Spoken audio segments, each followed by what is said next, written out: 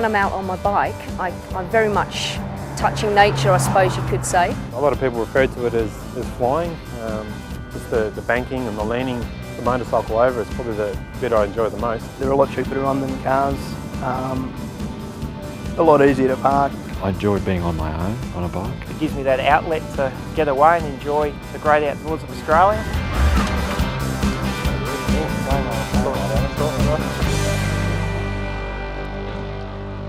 Hi, I'm Wayne Gardner. Motorcycle riding is something I've done a lot of as a professional. It's also something I really enjoy doing. So I'm very keen to support and introduce this video developed by motorcyclists for motorcyclists. Throughout this video we're going to be talking about harm and how to avoid it. Harm means any situation that causes me or someone else to get hurt. There are three things that go into good riding and avoiding harm: bike control skills, mental skills to recognise potential harm, and self-control skills. Develop these three skills and you'll maximise your ability to avoid harm and enjoy riding. The choice is yours. Let's talk to some riders about the skills that they think are important. Obviously the basic skills of braking, swerving and being confident on the motorcycle, but more importantly I think the awareness of what's going on around you. Being able to understand the motorcycle that you're on and what it's capable of. Being able to go around corners confidently and safely. A lot of common sense, to be able to scan and look at what's happening all around you. There's risks in just about everything we do, and there's potential risks in riding a motorcycle too. But I think it's pretty clear that good riders are the ones who combine self-control with the right mental and bike control skills to lessen those risks. This video will help you to avoid harm and help you keep on enjoying your riding for as long as possible.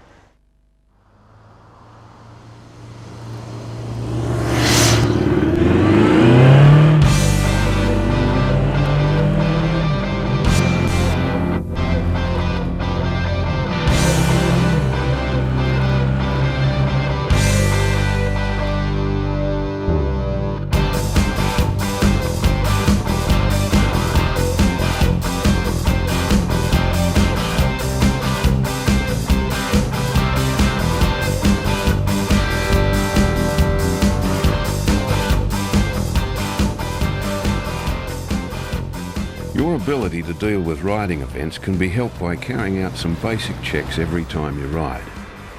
Check out your bike before you even get onto it. This 30-second check can save you heaps and keep you alive. Look for any obvious damage.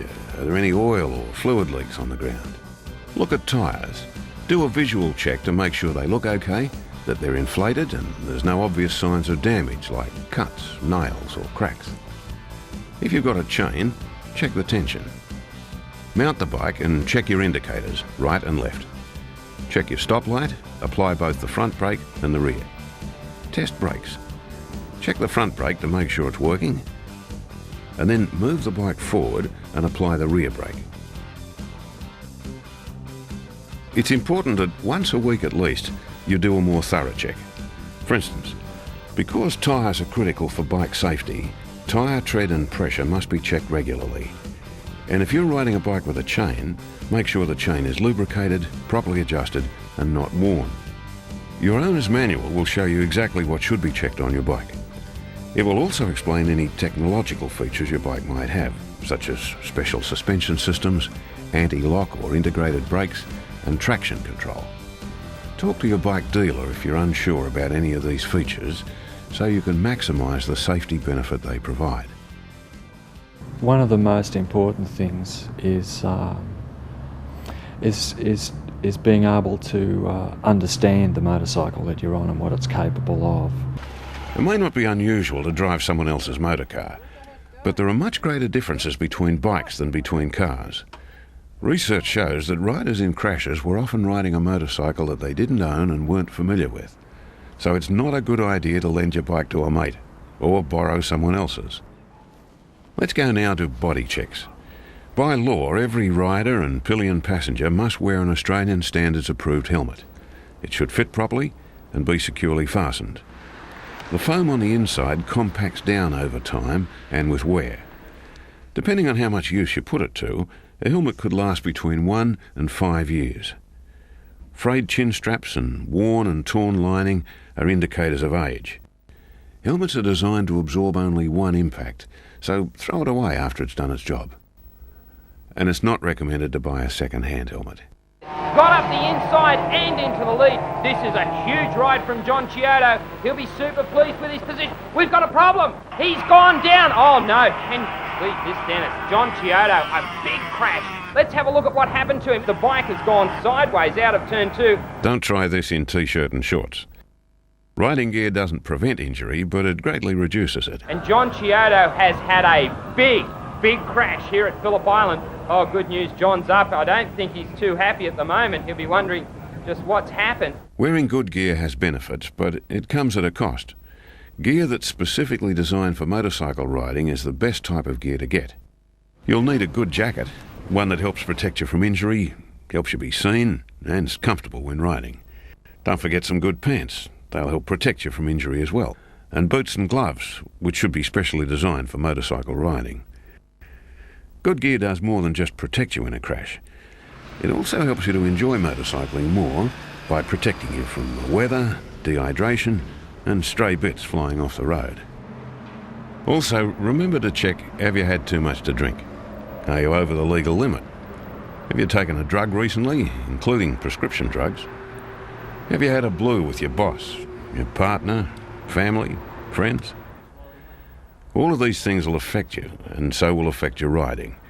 If the answer's yes to any one of these, and if you do decide to ride, you're increasing your risks.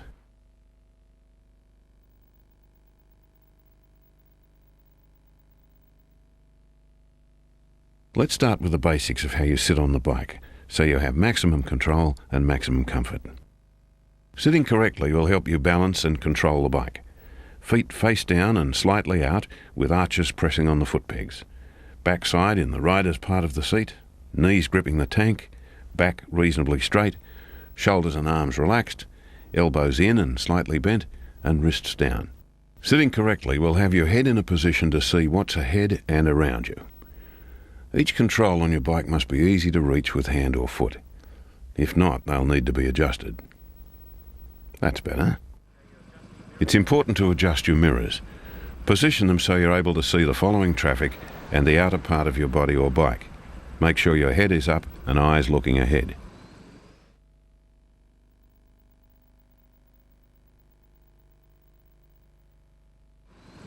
This is what you see when looking ahead, and this is what you see through the mirrors.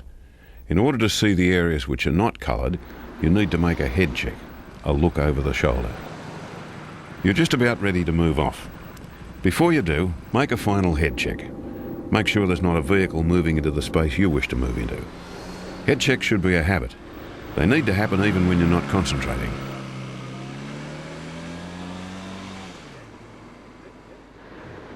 It's 10 a.m. in the morning and the traffic is light. Let's observe this rider, looking especially at the use he makes of head checks while he's riding. I want the right lane here, so mirror, signal, head check, changing lanes. Light's been green a while, could change. I'll position the bike on the best part of the road. I'll set up, ready to stop if I have to. No, safe to go through. Got a vehicle following pretty close behind me. Just keeping an eye on it. Slowing down. It's braking very close behind me. I'll brake it down gently. Keep myself a little bit of space in front for an escape route. Lights are now green, okay to continue. Just a head check there to make sure there's no bikes or anything coming up through the inside, and away we go. I need to change lanes down here, so it's going to be mirror, signal, head check, do a lane change, reposition the bike and cancel the indicator. Got a vehicle right driving in my blind spot at present. Just check over the shoulder and keep an eye on it. Need to do a lane change here, so mirror, signal, check over the shoulder, readjust position, cancel the indicator. Watching that heavy vehicle closely coming in behind, I'm going to reposition the bike. Just head check there to keep an eye on that, giving myself plenty of room. Vehicle on the left, mirror, head check, reposition the bike, make sure that driver's going to stop. Yep, okay, continue through.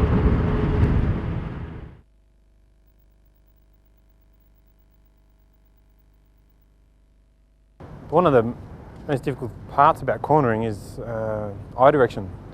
Instead of looking down at the ground in front of the motorcycle, which is just an automatic reaction. You want to do that. You have to try and look further ahead of the motorcycle where you want the bike to go. Notice that when the rider wants to go left, he looks left. And then right when he wants to go right. The use of the eyes to look at where you want to go has a direct relationship with the handlebars. The same principle applies to obstacles in your path, like objects or potholes. If you notice an approaching object, don't allow your eyes to stay on it, or you might hit it. Register its position in your mind, then look in the direction you wish to go. Your head movements are critical also when cornering. Notice that as this rider gets into the curve, his body is leaning into it. His head is upright and his line of sight through the turn is level with the road.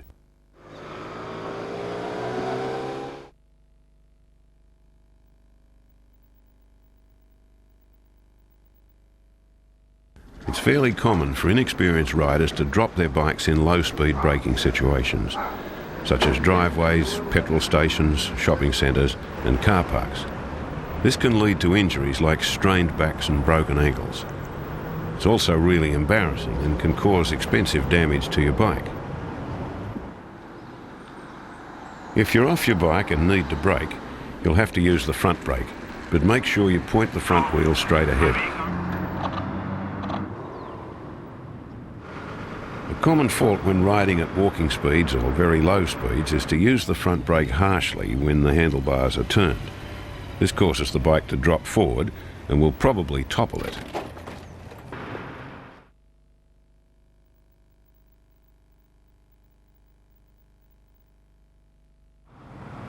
Look at this rider's method and see if you can work out what he's doing right.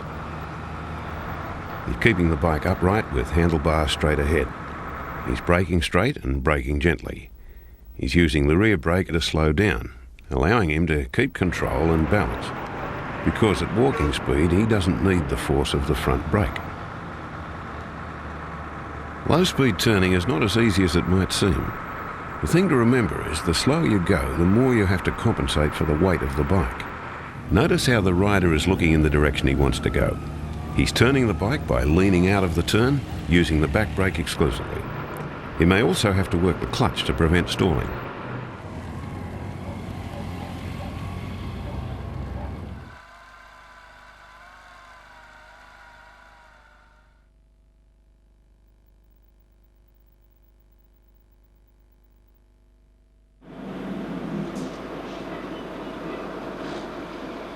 We've learned how to control the bike at very low speeds to avoid harm.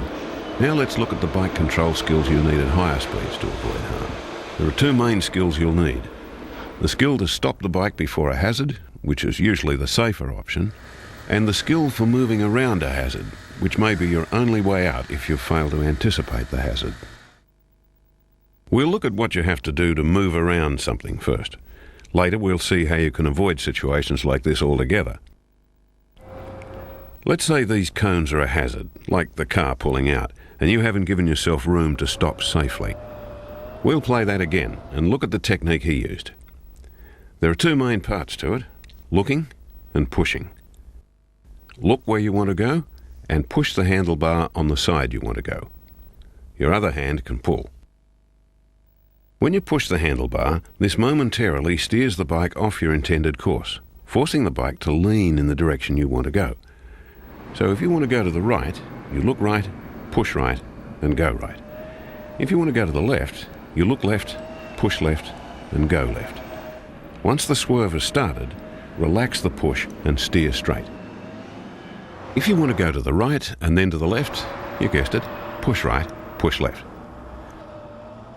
Push gently and you'll move away gently. Push quickly and you'll move away quickly, providing you have good tyre grip. On a slippery surface, you wouldn't be able to do this. With practice, you can get quite good. You'll learn to make it a smooth action by pivoting at the hips and keeping your weight on the pegs to assist control. But this is on a training range. It's not quite as easy on the road.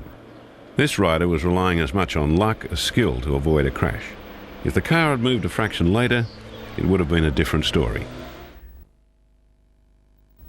Let's look at how a good rider applies the brakes while on the road. Swerving to avoid harm is an option, but not one we can rely on. You should plan to have room to stop. This rider was ready for the turning car and used his brakes well. But what if he hadn't been ready? Chances are he would have frozen up and not braked at all, or grabbed and locked the brakes. These are the most common surprise reactions. This sort of braking would probably have ended in a crash. A car did pull out in front of me, but if I had have responded well, it wouldn't have been an issue at all, whereas I responded badly and panicked and grabbed the front brake and actually fell off the motorcycle and didn't even get anywhere near the car.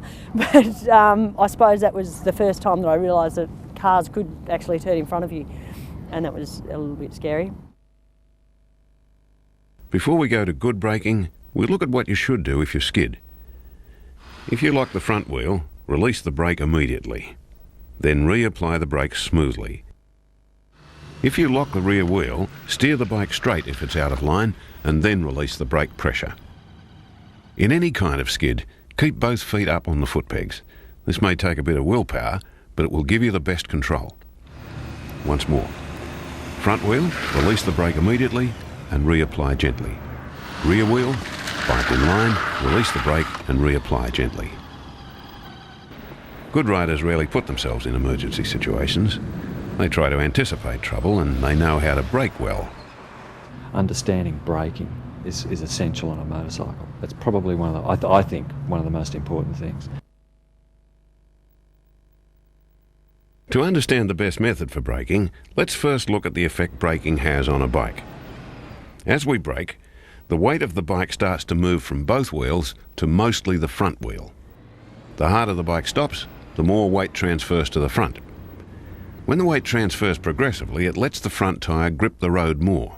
The tyre has a bigger footprint on the road. At the same time, rear tyre grip is reduced. To stop quickly, you need good grip. Because of this, there's a limit to the amount of work the rear brake can do. In good conditions, the front brake provides nearly all your stopping power. We'll look at a braking demonstration. The rider on the right is only using the back brake. The rider in the middle is using the front brake only, and the rider on the left is using both brakes together. Notice how the rider using the back brake alone takes by far the longest distance to stop. The rider using both brakes together stops in the shortest space. Using both brakes together is clearly the most effective way to stop.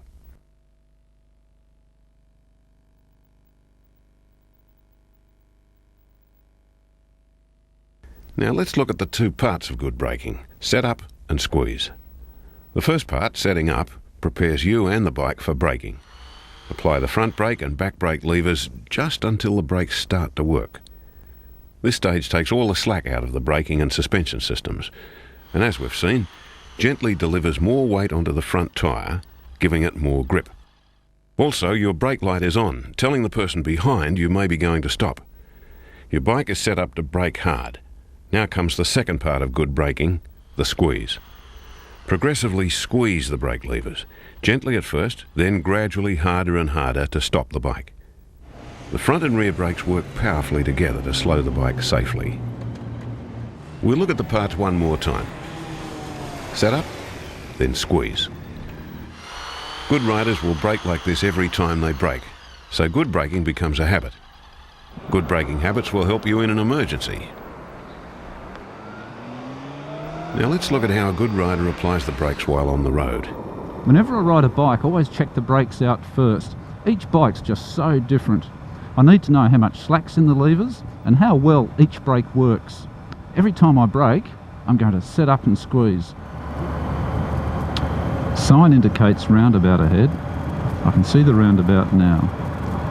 There's a pedestrian crossing there, a lot of white markings on the road. I'm going to do my best to avoid them. Turning right, mirror signal, set the brakes up early, squeezing gently, checking my view to the right. Got vehicles coming in through there, just wait for them.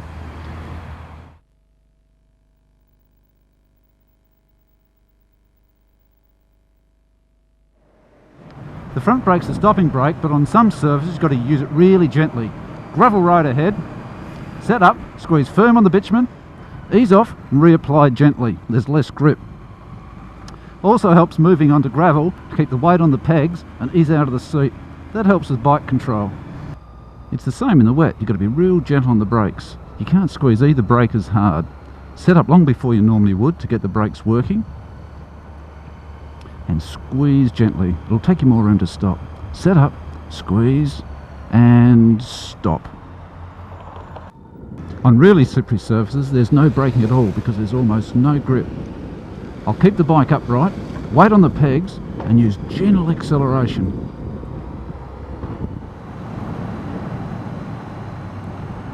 For curves, do your braking before entering the turn. Set up, squeeze. Off brakes. You can't brake firmly on this angle because tyre grip's being used up for cornering. If you make a mistake and have to brake firmly, bike upright and squeeze. See the dangerous position that's put me in. That's why it's so important to brake to a safe speed before entering the corner. On a bike, braking is your main survival method. Good braking, set up and squeeze is not a natural instinct, it's a bike skill that has to be learned, then practiced over and over, even when you think you may have mastered it. Braking is a vital part of the total riding package. So now you're up and moving. Remember the basics. Head checks. Cover your blind spots and keep your head moving all the time. Changing directions. Look there, go there. And braking. Set up and squeeze smoothly, using mostly the front brake.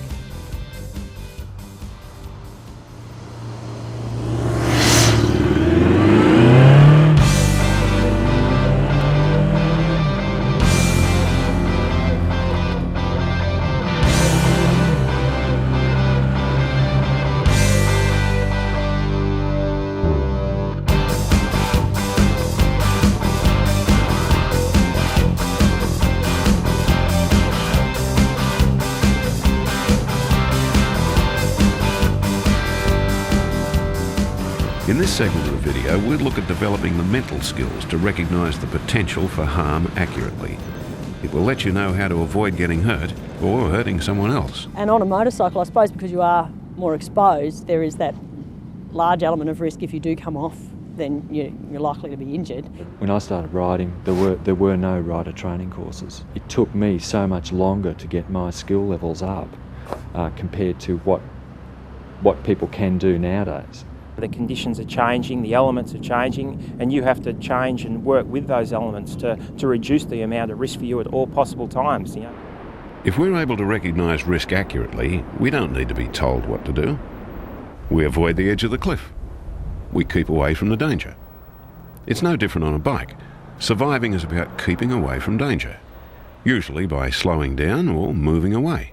I thought about it because I really thought the car was in the wrong, the driver of the car. But in actual fact I was, because I was in his blind spot and there wasn't any way that he could have seen that I was there. This lady was on her mobile phone and she's gone off into the gravel and flicked up a few stones, and in hindsight what I perhaps should have done was backed off a little bit and make there be more distance between myself and her. Perhaps you already have the bike skills to protect yourself, but you also need the mental skills. The mental skills for recognising what you should be slowing down or moving away for, and exactly when you should be doing it. If you slow down and move away too early, you might hold up other traffic or confuse other drivers. If you're too late slowing down or moving away, you might not have enough room to avoid crashing.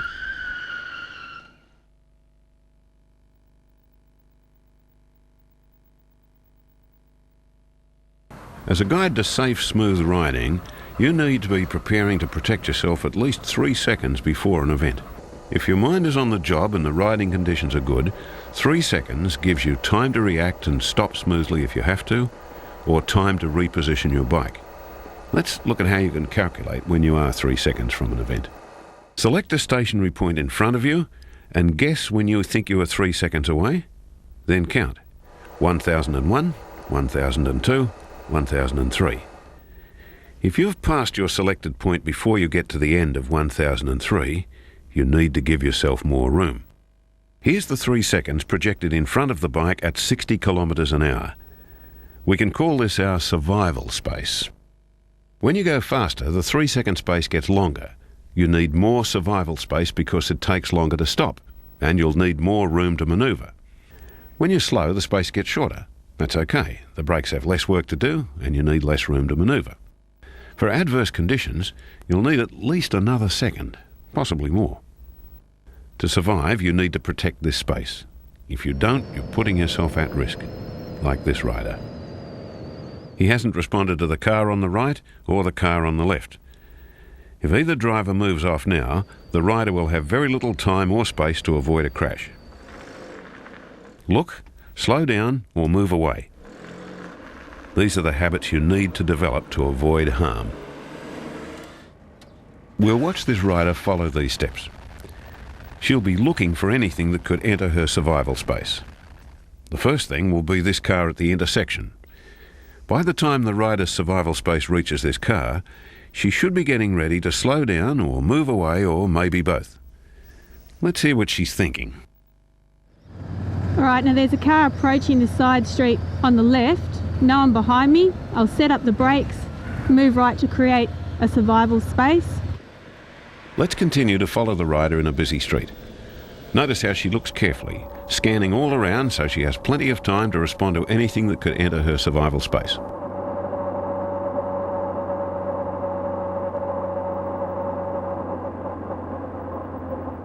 Alright, now I'm checking my mirrors.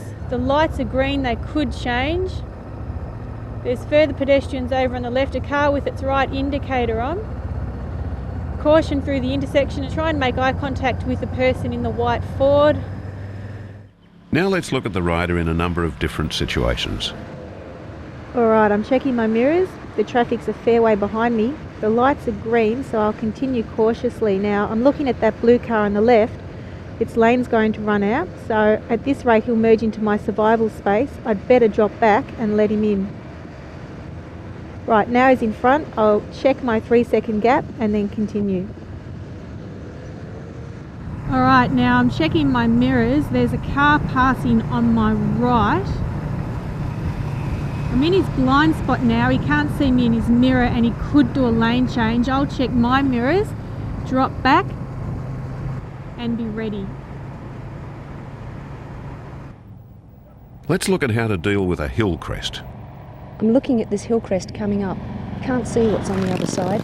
My main concern's vehicles coming the other way. Better move towards the left.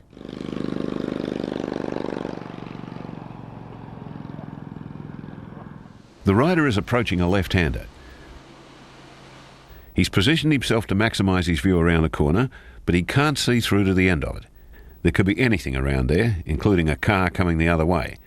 He backs off, changes down, and gets his space back. The rider is approaching a right-hand corner. He's positioning himself for the best view and looking for the end of the curve. He may meet a vehicle coming around the corner, so he keeps away from the middle of the road. He gives himself some room on the left as well. Good riders use a variety of methods to fine-tune their cornering, but protecting their survival space comes first. Now that we've seen a rider look for and respond to potential harm, you have a go. Let's follow this rider. We'll pause each time the rider's safety is threatened. You look for the threat and work out the best response. Try to do this before we pause. Can you see the threat? The vehicle on the left is going to come across and take the rider's lane, moving into his survival space. What does the rider do? Check mirror and ease back.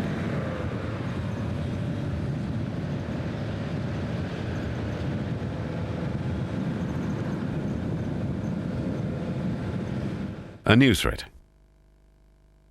The vehicle on the left coming up from the side road may come through. The rider's action?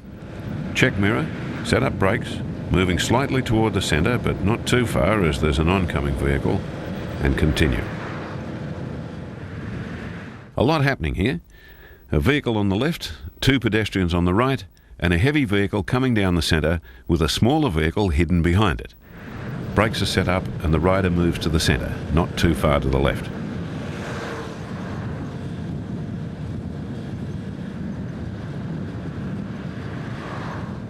The threat?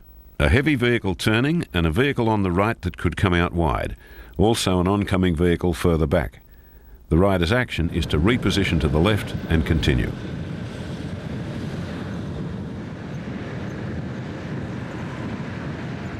A slippery surface, a crash up ahead. People could step out from the broken down vehicle which may itself move, and the vehicle on the right has cut across into the rider's lane, invading his survival space. The rider checks mirrors, sets up and repositions to the left.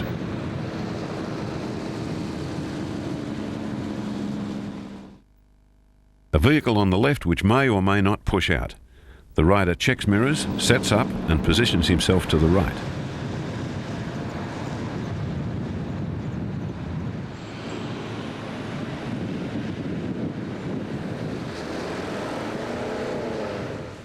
Looking ahead, there are parked cars in the rider's lane. He'll want to move right, but must be watchful of vehicles coming through. The rider checks mirrors, signals, head checks over his shoulder and continues on.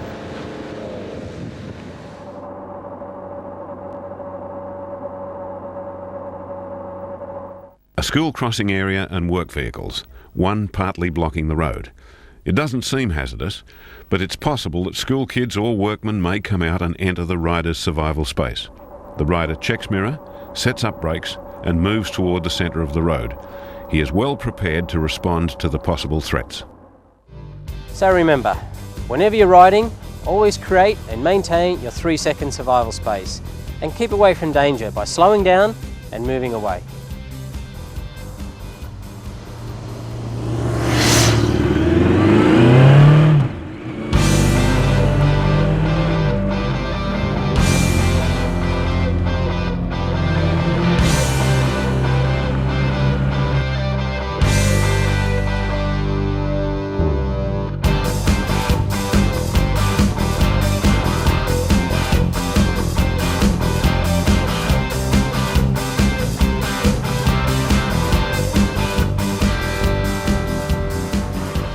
In the previous segments, we've looked at the bike control skills you need and the mental skills to recognise harm. In this segment, let's look at the vital third link in the harm triangle, the ability to exercise self-control.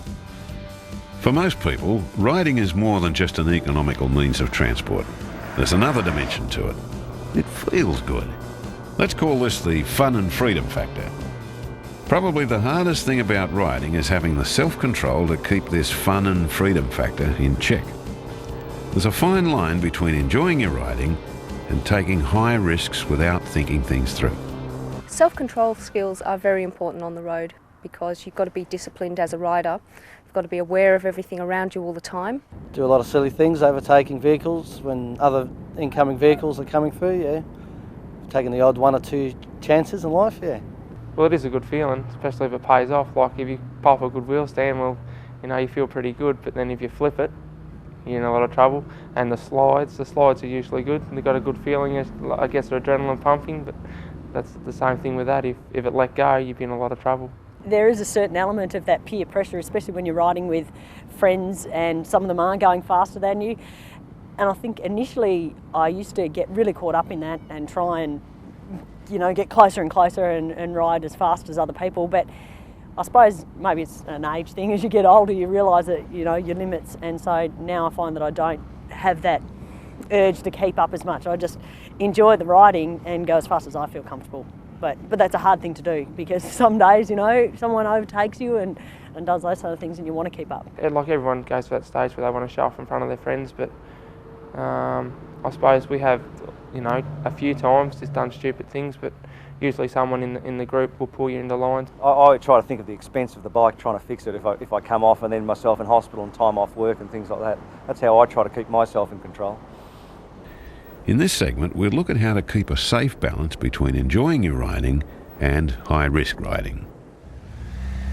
We'll give you some ideas on how to stay in control of yourself so you can enjoy riding as long as you like, rather than remember how good riding used to be.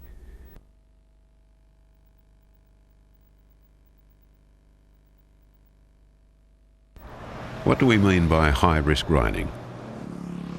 It's when we put ourselves in a position where we depend upon luck to get us through, or where one mistake can cost us big time. It's when we put ourselves in a potentially dangerous situation to get some minor benefit. We might do this deliberately or without thinking. As you can see from this risk meter, at the moment the risk is low. Now this is higher risk riding. As the rider approaches the curve, his visibility is reduced. He doesn't back off enough, so he's increasing his level of risk. It's potentially dangerous. A car cutting the corner, gravel on the road, a strip of water, or just about anything could be in the rider's survival space, and the rider is risking a crash. Taking this level of risk, what's in it for the rider? What's the so-called benefit? Some riders might say the excitement, or being seen as a quick rider. Here's another example. A potentially dangerous situation. Though the car driver should stop here, if he doesn't, the rider might not be able to avoid crashing. How has this riding action benefited the rider? It saved a bit of effort, maybe, the effort of slowing down and moving away, but he was risking his life to do that. And this is risk-taking too. It's potentially dangerous because if the car stops suddenly, the rider will crash into it. What's the benefit? The rider would probably say it means no one else gets the space, but he was risking a crash to do that. In serious single vehicle crashes, more often than not, alcohol is involved. The rider was over the limit. Combining alcohol, drugs and riding is extremely dangerous. Risk-taking is putting ourselves in potentially dangerous situations, risking a crash, risking injury and even death for some benefit. The so-called benefit of getting there quicker, being accepted, looking cool, whatever. So how do we keep in control?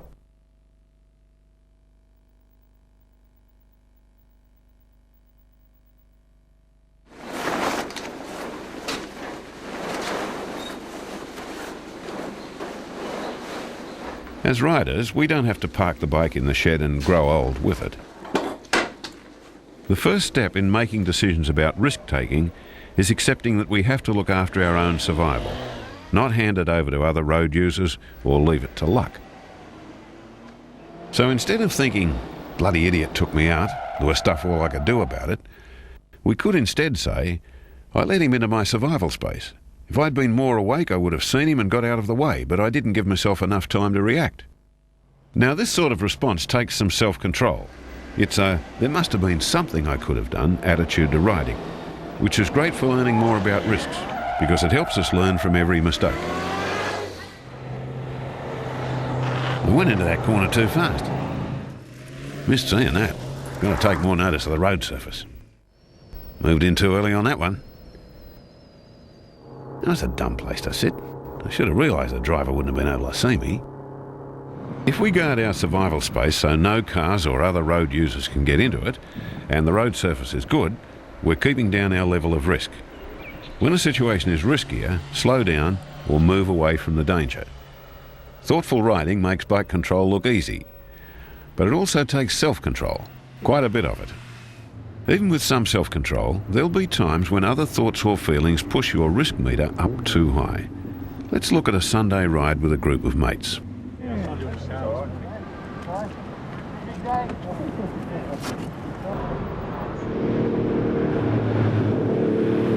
A sunny day, great curves, great views. What could be better? Something inside is pushing, something is encouraging us to take unacceptable risks.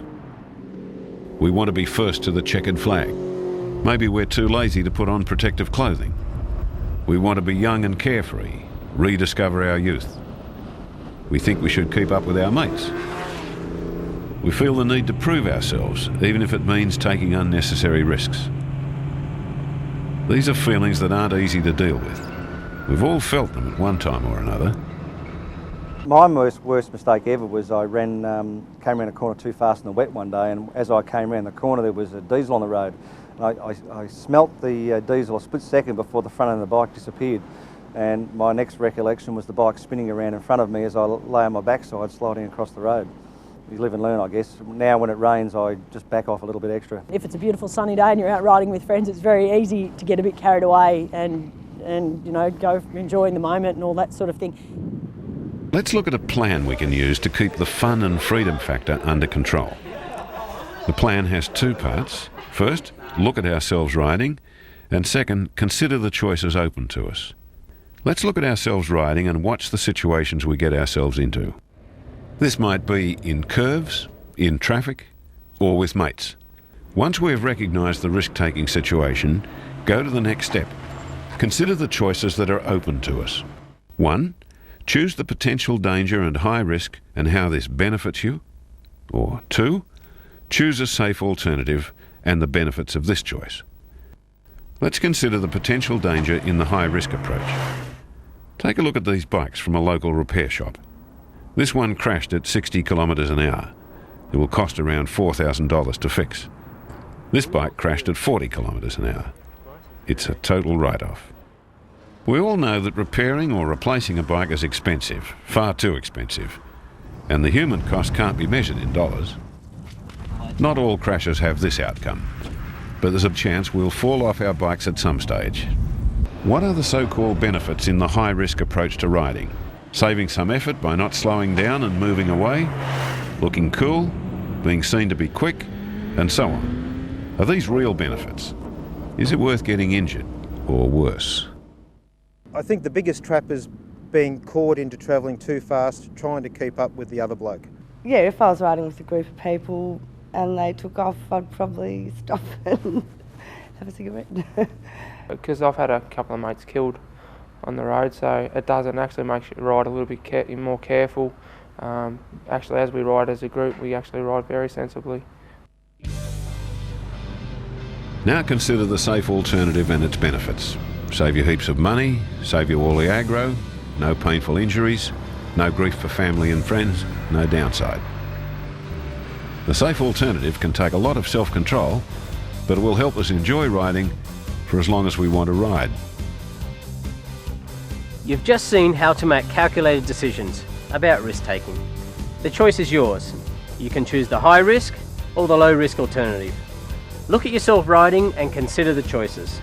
If you want a long and enjoyable life riding your bike, choose the low risk every time.